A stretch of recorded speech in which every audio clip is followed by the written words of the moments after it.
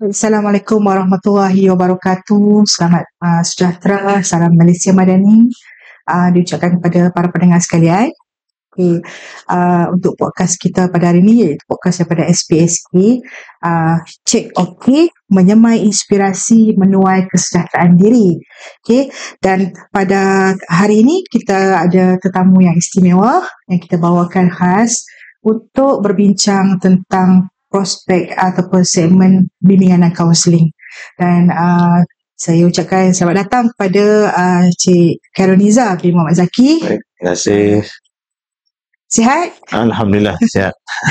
Dalam kesibukan pun ada juga ruang untuk hadir bersama-sama berpodcast lah pada hari ini. Terima kasih ucapkan. InsyaAllah. Baik, Cikgu Khairuniza ni merupakan guru bimbingan kaunseling di SMKA Al-Irsyad, Pokok Sena, Pulau Pinang, dan juga merupakan YDP yang dipertua Majlis Guru Kaunseling Negeri Pulau Pinang, dan juga Majlis Guru Kaunseling Kebangsaan.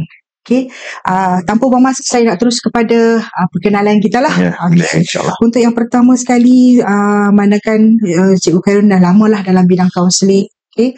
Boleh Cikgu Khairul kongsi sedikit lah pengalaman sebagai guru bimbingan kaunseling.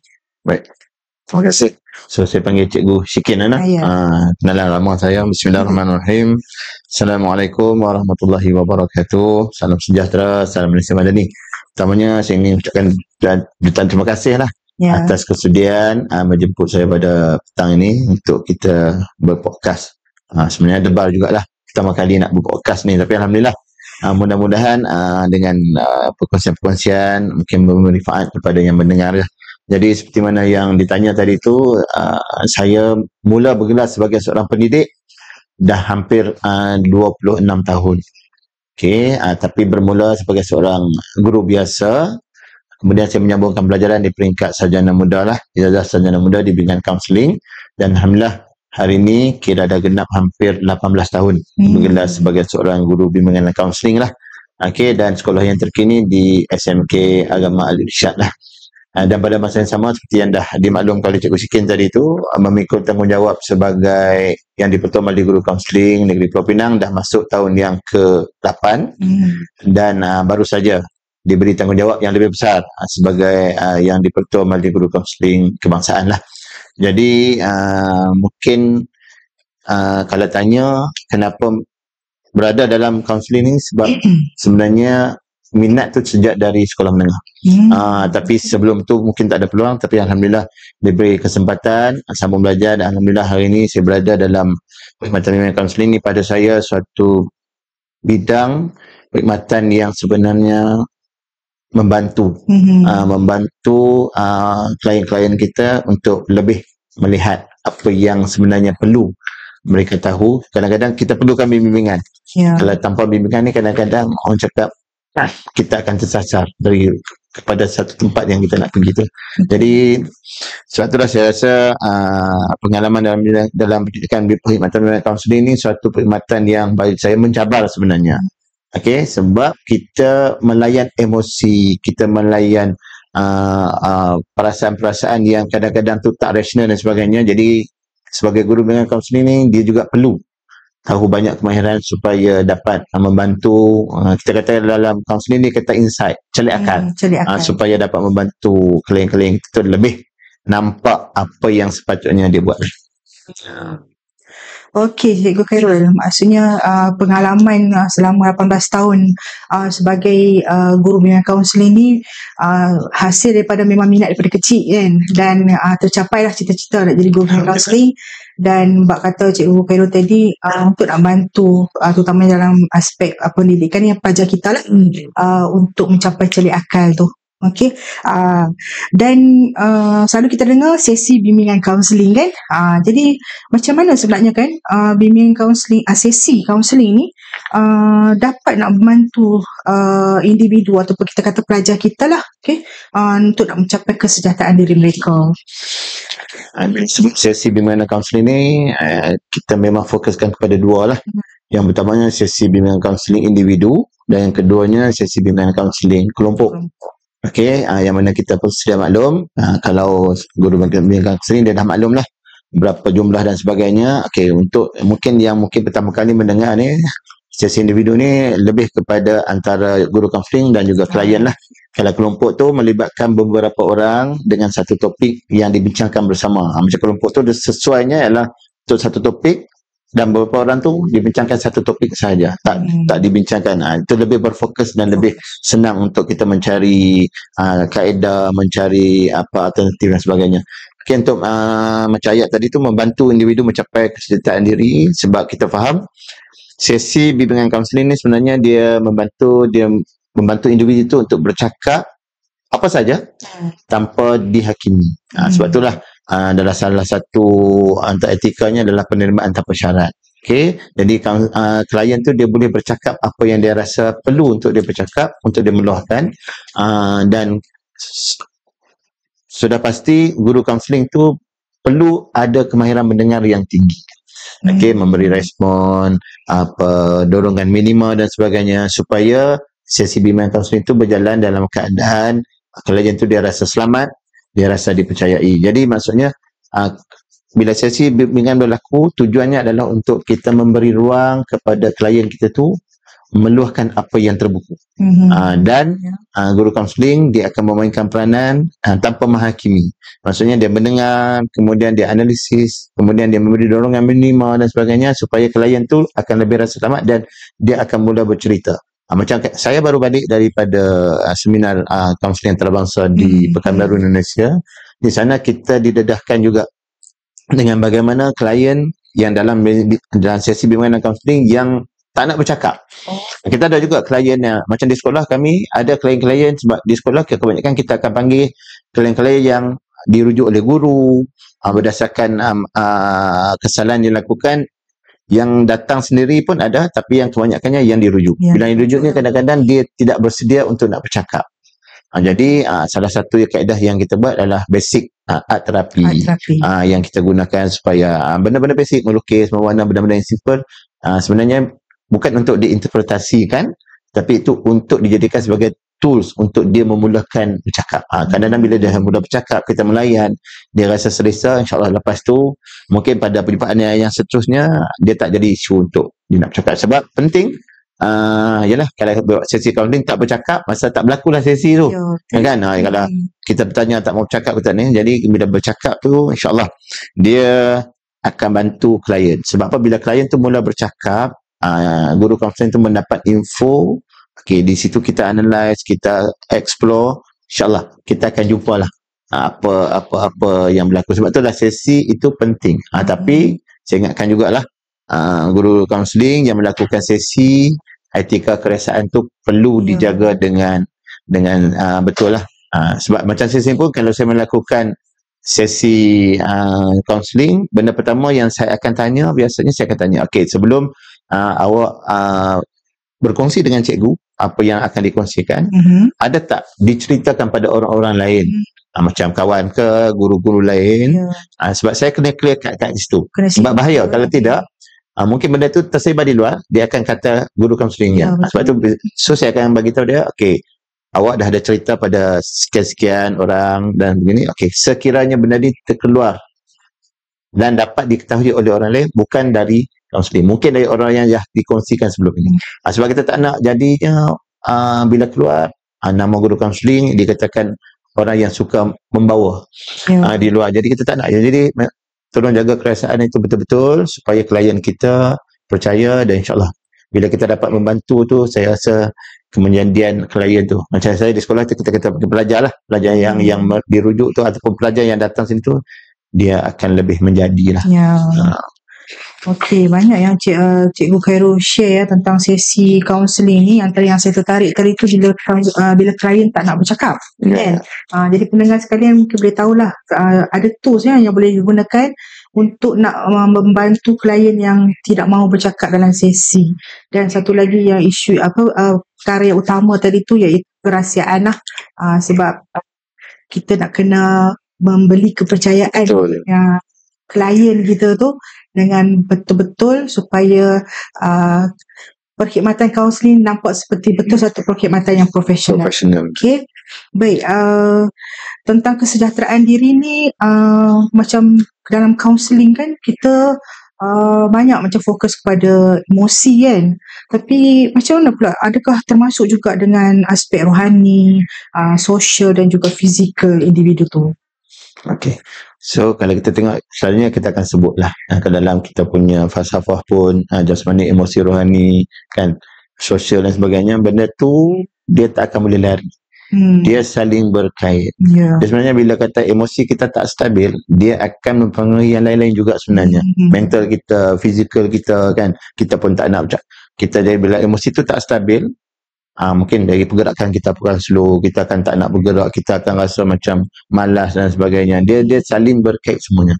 Sebab itulah kalau kita tengok dari segi teori-teori kaunseling pun banyak dia memfokuskan juga tentang emosi. Bila emosi itu stabil, dia akan membawa kepada yang lain itu pun akan stabil. Dari segi fizikalnya, dari segi rohaninya, dari segi pemikiran dia pun, kan. Sebab itulah orang kata apa, emosi ni pada saya lah, saya tengok awal pagi ni adalah satu perkara yang penting untuk kita pastikan emosi kita dalam keadaan yang baik. Sebab itulah kena orang kata buat persediaan supaya bila emosi tu okey, sepanjang hari tu dia akan jadi okey. Sebab tu orang kata apa, dia melibatkan keempat-empat perkara tersebut. Jadi kalau tak, emosi tak stabil, nak tidur malam pun susah. Sebab ganggu fikiran. Bila ni esok pagi bangun dah ngantuk, dah tak badan tak rasa segar dan sebagainya, dia akan mempengaruhi lah. Jadi memang keempat elemen ni pada saya memang saling berkait dan perlu dijaga dengan baik, supaya sebab tu orang kata apa, badan cerdas, otak cerdas, badan sihat. So maksudnya dia saling berkait semua tu lah. Jadi klien pun kalau kata datang dalam keadaan emosi yang tadi, kita kena tengok juga dari segi rutin dia tu macam mana, kan. Barulah sesi tu dia boleh berjalan dengan baik. Kemudian kita boleh tengok di mana-mana yang boleh kita berbetulkan. Maknanya kat sini permulaan hari tu menentukanlah siapa dia sepanjang hari. Betul. Tu kalau dia bagus dari segi dia stabil dari segi emosi, insya-Allah dia akan stabil juga dari segi rohani dia, fizikal dia. Okey. Jadi maksudnya dalam kesejahteraan diri ni meliputi semualah. Meliputi semua. Okey. Baiklah, sebagai guru kaunseling lah kan, tentunya banyak Cikgu Khairul ni berhadapan dengan kes-kes ataupun isu-isu dengan pelajar lah. Ada tak satu dua kes yang ataupun pengalaman Cikgu Khairul lah di mana sesi kaunseling tu benar-benar membantu pelajar Cikgu Khairul untuk berubah? Kalau tanya tu, of course ada. Kan, mesti ada. Dan yang paling saya ingat, sepanjang 18 tahun yang paling saya ingat tu ada 1 tahun klien saya ni seorang pelajar tingkatan 6. Bukan berbangsa Melayu tapi berbangsa India.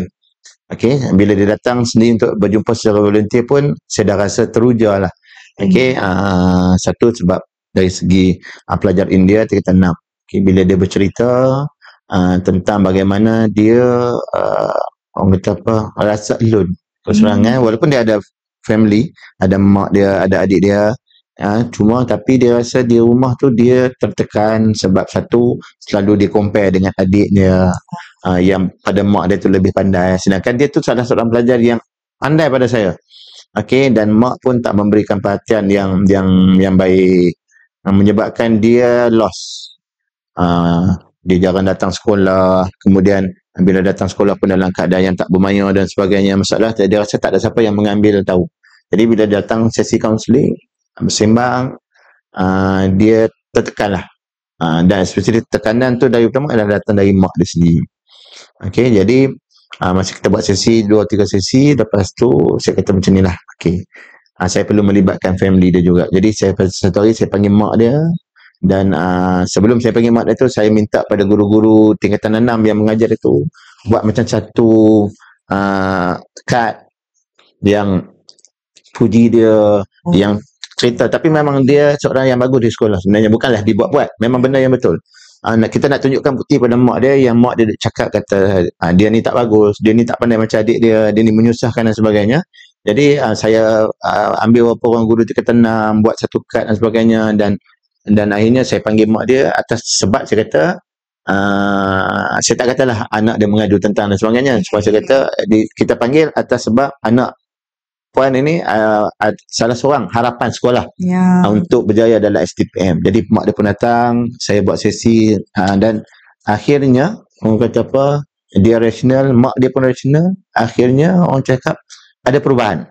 Dan bila ada perubahan tu yang saya nampak, dia akan datang, dia akan cerita apa perubahan yang berlaku yang mak dia dah mula support dan sebagainya. Alhamdulillah akhirnya dia mendapat keputusan yang cemerlang. Sekarang dah sambung pengajian di UM dan tak lama lagi mungkin akan habis, akan tamat. Maksudnya bila kita buat sesi tu inilah bila atas kepercayaan kita membantu dan dia mengikut apa yang kita bincangkan bersama. Sebab sesi ini bukan kita guru kaunseling yang menentukan apa yang klien tu perlu lakukan, tapi klien tu dia akan menentukan. Kita memberi pilihan-pilihan apa yang dia boleh buat dan sebagainya atas kemampuan dia. Akhirnya bila saya tengok tu satu kenangan sampai ke hari ni, setiap kali cuti semester dia akan datang jumpa saya, dia akan bawa lah apa-apa yang sebab pada dia satu penghargaan lah, sebab bila kita berjaya bantu dia dan mak dia pun akhirnya menghargai dan bila dia berjaya tu sebelum ni mak dia hanya semacam macam tu je, responnya sangat biasa. Tapi bila kita dah terangkan dia merupakan harapan sekolah dan sebagainya, nampaklah perubahan bila dia keputusan yang baik tu, mak dia memberi respon, bagi hadiah dan sebagainya. Jadi pada saya itulah salah satu orang kata apa, kegembiraan seorang guru kaunseling, sebab kita tak macam guru lain. Guru lain dia mengajar nampak dari segi angka dan datanya. Kita ni benda ni kadang-kadang ada juga isu yang kadang-kadang yang perlu guru kaunseling lah, seorang guru kaunseling perlu positif ialah bila buat sesi ramai jugalah yang bunyi kan, buat sesi, keluar pada sesi macam tu juga tak ada perubahan dan sebagainya. Sebab nak mengubah seseorang manusia yang dah mungkin kadang-kadang dah serasi dengan kesilapan-kesilapan itu bukan satu benda yang mudah. Mungkin dia mengambil masa. Tapi kita percaya, macam kita of course guru kaunseling dia percaya kebaikan yang dia buat, bantuan yang dia berikan terbaik mungkin tu, insyaAllah dia akan ada impak. Mungkin tak dalam sebulan dua, mungkin ke depan, tapi saya yakin sebab benda-benda tu kalau tanyalah mana guru kaunseling, of course akan ada pengalaman-pengalaman itu. Selepas itu dia akan datang balik dengan ayat sebab cikgu lah saya berubah. Saya ada satu lagi ayat ni yang lebih pada saya, yang lebih orang kata bila saya ingatkan balik benda seorang pelajar yang dulu kita 5 pelajar, ini pelajar Melayu, dia datang balik pada satu hari pada saya ni dengan duduk depan saya di bilik kaunseling tu. Dia pegang sampul dan sampul tu dia masukkan bawah buku dan saya tengok dia macam terketar-ketar nak bercakap. Mula-mula saya pun lain macam ni. Tapi lepas tu dengan perlahan dia cakap, okay cikgu, dia kata pertamanya saya nak bagi tahu terima kasih banyak-banyak sebab cikgu dah ubah saya 5 tahun yang lepas. 5 tahun dah lepas. Rupanya dia cerita baliklah zaman sekolah dia sering ambil duit koperasi tanpa orang tahu. Dia jaga koperasi. Okay, bila dia jaga koperasi dia ambil sebab apa? Dia kata saya nak gunakan duit tu cikgu, saya tengok kawan-kawan saya bawa sehari RM1 je masa kita 5. Okay, dan saya tengok kawan-kawan saya bagi sisi dan saya pun teringin. Rupanya dia dah ambil duit banyak tanpa pengetahuan. Tapi yang menyentuh perasaan saya tu, dia kata cikgu banyak sebenarnya menyedarkan saya. Cikgu saya pernah buat satu kemah ibadah kami buat di Masjid Negeri. Dia kata itulah pertama kali saya sembahyang berjemaah. Dia tak tahu solat.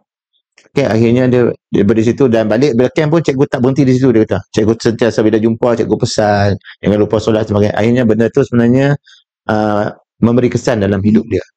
Rupanya sampul surat tu yang dibawa tu adalah duit yang dia himpunkan balik untuk dia bayarkan balik kepada koperasi. Jadi dia kata dia kumpul balik. Dia kata dan pada masa sekarang ni dia pun dah mula dah kahwin, dah ada anak seorang. Dan dia dah sebelum dia jumpa saya tu dia kata kalaulah dia tak sempat nak jumpa saya, dia pesan kat isteri dia tolong cari cikgu Khairul untuk serahkan duit ni, sebab dia kata dia tak tahu berapa banyak yang dia dah ambil sebab pada masa sekarang pun dia dah pergi belajar agama dengan lebih mendalam. Jadi mungkin Tok Guru dia cakap pergilah. Jadi dia bawa banyak 1,000.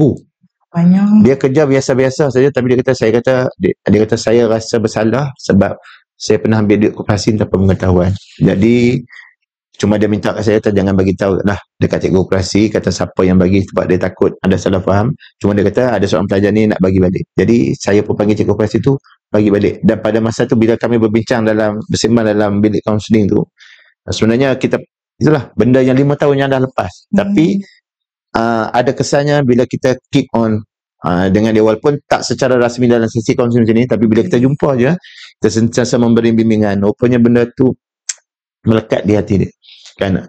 Dan memang hari tu pun air mata saya pun jatuh lah, sebab bila dia bercerita nampak keikhlasan. Walaupun dia kata gaji saya tak banyak jauh, tapi saya rasa saya tak nak mati dalam keadaan orang kata saya buat satu benda kesalahan. Alhamdulillah saya dah serahkan balik dan pihak sekolah pun dah terima. Jadi sampai hari ni dia masih berhubung, dia sangat menghargai lah. Itulah, itu antara dua kenangan, banyak lagi tapi nak cerita lagi panjang pula kan. Tapi itulah antara dua kenangan yang pada saya membuktikan bahawa guru kaunseling ni dia ada magic touch lah, yang boleh membantu. Cumanya dia akan ambil masa yang agak inilah, sebab nak merubahkan seseorang tu bukanlah satu benda yang mudah sebenarnya. Ya, menarik ya dengan kisah pengalaman Cikgu Khairul.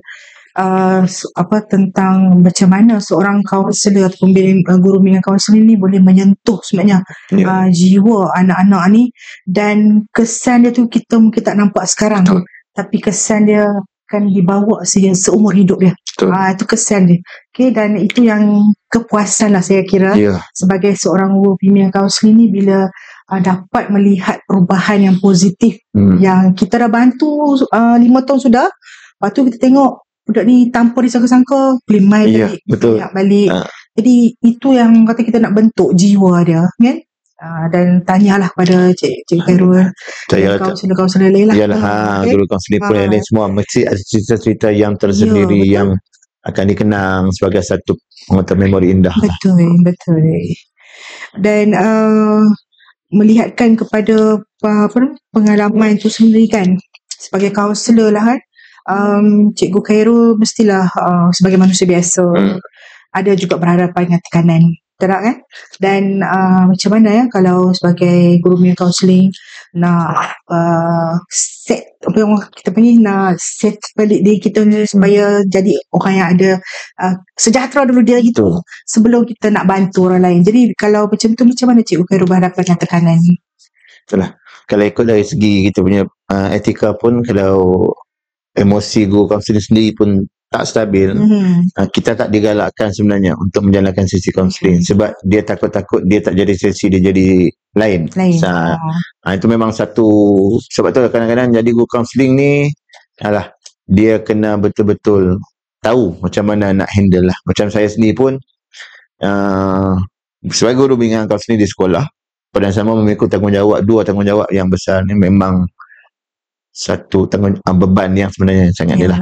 Di rumah kita pun kena mainkan peranan juga sebagai seorang suami, sebagai seorang ayah kan. Banyak emosi yang perlu kita pecah-pecahkan kan. Di sekolah, cara di sekolah, bila di negeri, di kebangsaan, di rumah, memang tekanan tu ada kan. Tapi sebagai guru kaunseling, of course kita ada rakan-rakan. Okey, kita ada rakan-rakan. Jadi rakan-rakan tu perlu sentiasa kita dampingi untuk mendapatkan semangat dan sebagainya. Sebab tu jadi guru kaunseling ni pada saya tak boleh duduk seorang-seorang. Dia kena ada kawan, dia kena ada team, dia kena ada persekitaran dia tu kan, supaya kita boleh masing-masing boleh berkongsi dan sebagainya. Kalau kata dia bergerak seorang-seorang, dia akan stres. Sebab kalau di sekolah, untuk makluman, kita bukan sekadar fokus sesi kaunseling. Kita ni kadang-kadang banyak macam-macam. Bila sekolah tu dia percaya, lagilah banyak tanggungjawab yang dia berikan. Jadi kalau kita tak stabil emosinya, memang pada saya tu susah untuk kita nak bergerak lah. Jadi orang kata apa, kena buat perancangan, kena ada perancangan. Macam sesi pun janganlah sampai terlalu banyak satu hari sampai kita tak sempat nak ni, sebab dia main dengan emosi. Kita nak kena berfikir, kita nak kena ada teknik dan sebagainya.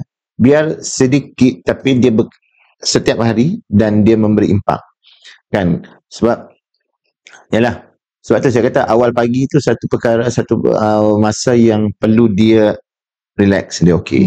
Tapi sebelum nak wujudnya pagi tu yang relax, malam tu dan sebagainya, dia kena settlekan. Jangan ada unfinished business. Dalam untuk diri dia sendiri lah, dengan apa-apa dan sebagainya, tidur dalam keadaan yang tenang kan, bukan dalam keadaan yang stres, sebab esok pagi kita nak arungi lagi banyak macam-macam.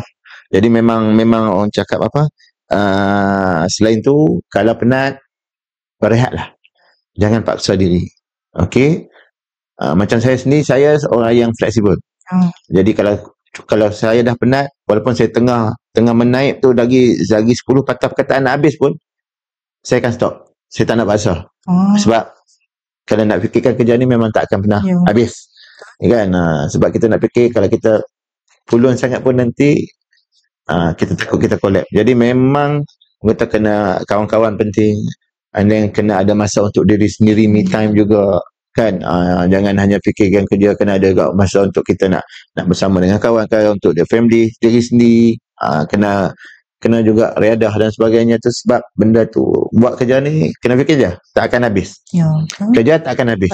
Kalau nak buat sekali dah habis ni, ada lagi kerja yang lain. So setakat mana yang mampu relax, sebab kita tak nak sampai satu tahap kita dah burn out, kita dah penat, masa tu lagilah rugi kan. Kita tak boleh nak berfikir dengan positif, dengan baik. Kita takut sakit, kita tak berjaya menjadi seorang being counselor yang benar-benar berfungsi. Okey, jadi permulaan, macam sekali lagi saya kata, permulaan hari tu kena baik, dan buat perancangan lah kan. Cikgu Khairul kata tadi, uruskan masa juga. Kan? Dan sebenarnya advantage lah sebagai seorang guru kaunseling ni, kita tahu dan sedar bila kita tertekan. Dan kita pun tahu bahawa bila kita perlu stop, dan bila kita perlu berfungsi balik. Jadi sebenarnya mungkin itu satu kelebihan lah sebagai orang yang belajar bidang kaunseling ni. InsyaAllah, mudah-mudahan lah. Kita mengharapkan begitu. Tapi kalau dia sendiri tak dapat kuruskan, tolong cari. Kadang-kadang orang yang dia cari tu tak semestinya orang kaunseling juga. Kadang-kadang orang yang dia percaya yang boleh riliskan balik dia punya. Jangan biar seorang-seorang. Saya ingat lagi pensyarah saya kata, dia pensyarah kaunseling juga. Tapi bila dia kata, saya pun mendapatkan kaunseling. Betul. Dia kata sebab dia pun tak sempurna dalam perkahwinan, dia kata. Tak semua dia sempurna. Betul. So dia pun memerlukan bantuan juga, sebab dia pun manusia biasa. Dia jangan ego je. Betul. Kalau kita rasa kita hebat pun, tapi satu masa kita akan rasa down, cari orang yang boleh bantu kita. Betul. Okey, ni akhir sekali lah, untuk pendengar-pendengar kita yang mungkin masih lagi ragu-ragu nak dapatkan bantuan melalui perkhidmatan bimbingan kaunseling kan. Apakah pesanan daripada Cikgu Khairul supaya mereka ni tak ada rasa malu, ataupun masih tak ada rasa ragu-ragu lah nak dapatkan bantuan? Okey, baik. Kalau kita tengok di setting sekolah, kadang-kadang pemahaman kita, yang pertama pada saya, kena betulkan pemahaman kepada para pelajar.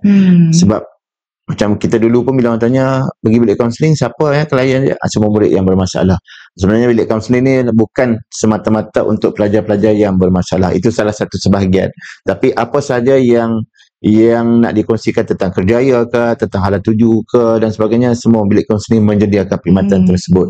Okey, itu yang selalu saya pesan pada guru kaunseling. Tolong betulkan andaian-andaian, mitos-mitos yang kita masuk bilik, nampak je keluar bilik kaunseling, ini budak masalah. Tak, sebenarnya mungkin dulu mungkin, tapi sekarang ni terlalu besar dia punya peranan kan. Jadi pada saya, bilik kaunseling kita sediakan adalah satu tempat yang selamat sebenarnya. Kan, jadi satu tempat, itu tempat yang terbaik untuk sesi luahan lah kalau nak meluahkan. Sebab saya yakin guru-guru kaunseling yang ada ni semua dah terlatih dan memang mengamalkan etika-etika kaunseling. Yang tu yang paling penting lah.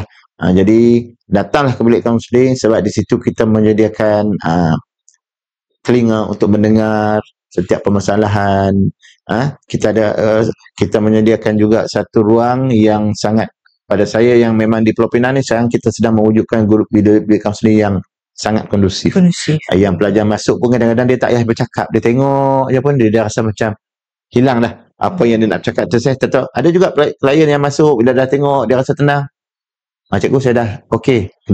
Jadi kita maksudnya bilik kaunseling ni saya yakin yang ada di sekolah lah, macam kami setting sekolah, kita sediakan supaya pelajar tu dia masuk dia rasa selesa dan dia boleh meluahkan apa saja. Dan yakinlah apa yang diceritakan, yang dikongsikan tu saya yakin guru kaunseling dia akan bantu dan jagalah apa yang sepatutnya jaga. Dan orang kata apa, jadikan bilik kaunseling itu bukanlah bilik yang ada stigma masuk keluar pelajar yang bermasalah, tak. Masuk bilik kaunseling adalah kita masuk macam kita katakan sekolah lah, masuk dengan harapan, masuk ke sekolah dengan harapan pulang dengan kejayaan. Begitu jugalah saya nak andaikan masuk je dalam bilik kaunseling tu insyaAllah dengan harapan yang keluar nanti adalah orang kata apa, insight, cari akal yang baru yang dapat bantu guru, pelajar-pelajar ataupun klien-klien untuk bertindak demi kesejahteraan diri mereka lah. Sebab kami punya tagline pun yang terkini, memimpin dengan hati, berkhidmat dengan jiwa. Jadi insyaAllah kalau kita memimpin dengan hati, berkhidmat dengan jiwa ni, kita akan buat sesuatu tu dengan sepenuh perasaan untuk memastikan apa saja tanggungjawab yang diberikan akan berjalan dengan lancar. Terutamanya kita punya core business adalah sesi lah. Baik, memimpin dengan hati, berkhidmat dengan jiwa. Itu apa kita panggil sebagai tagline lah tu. Dalam bimbingan kaunseling.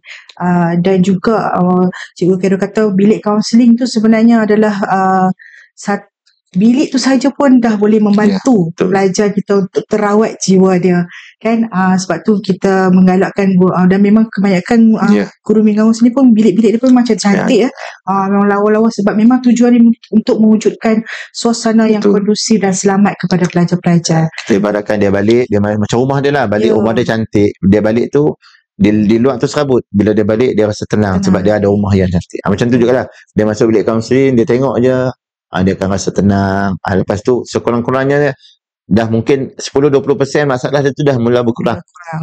Yang tu lah kita mengharapkan. Kan kalau kita bilik berserabut pun buat sesi pun lagi berserabut sebenarnya. Betul, kita pun masuk tempat kita kalau tengok serabut pun kita serabut kan. Tambah lagi budak-budak lah kalau main dengan masalah kan. Terima kasih kepada Cikgu Khairul. Perkongsian hari ni sangatlah bermakna. Banyak yang kita dapat sebenarnya. Dan untuk pendengar sekalian, sempena bulan kaunseling ni, marilah kita sama-sama lebih berani untuk menjaga kesejahteraan diri lah. Ingat tak ada siapa pun yang sempurna, sebab setiap orang ni berhak untuk bahagia. Kan? Dan kalau kita rasa terbeban, macam tadi Cikgu Khairul kata, dapatkan bantuan. Jumpalah orang yang kita percaya. Dan yang lebih kita moleknya bila kita jumpa dengan kaunselor, guru bimbingan kaunseling di sekolah. Ingatlah langkah kecil ni, walaupun kita ambil keputusan untuk jumpa sekali, mungkin akan jadi permulaan yang baru atau permulaan yang besar lah kepada diri kita untuk hari esok lah. Dan jadi kuat dan sayangi diri, dan percayalah bahawa kita mampu bangkitlah daripada apa-apa juga rintangan tu, cabaran. InsyaAllah. Dan terima kasih sekali saya ucapkan kepada Cikgu Khairul atas perkongsian yang cukup bermakna ini, dan semoga perkongsian pada hari ini dapat memberi inspirasi lah kepada semua dan memberi pengetahuan baru. Ada yang tak tahu lagi kan, so pengetahuan baru kepada yang mendengar ni. Dan saya rasa itu saja. Terima kasih sekali lagi untuk hari ini. Dan saya ulang baliklah untuk kami punya tagline juga. Okay. So untuk podcast SPSK, cek menyemai inspirasi, menuai kesejahteraan diri. Sekian. Assalamualaikum warahmatullahi wabarakatuh. Assalamualaikum warahmatullahi wabarakatuh.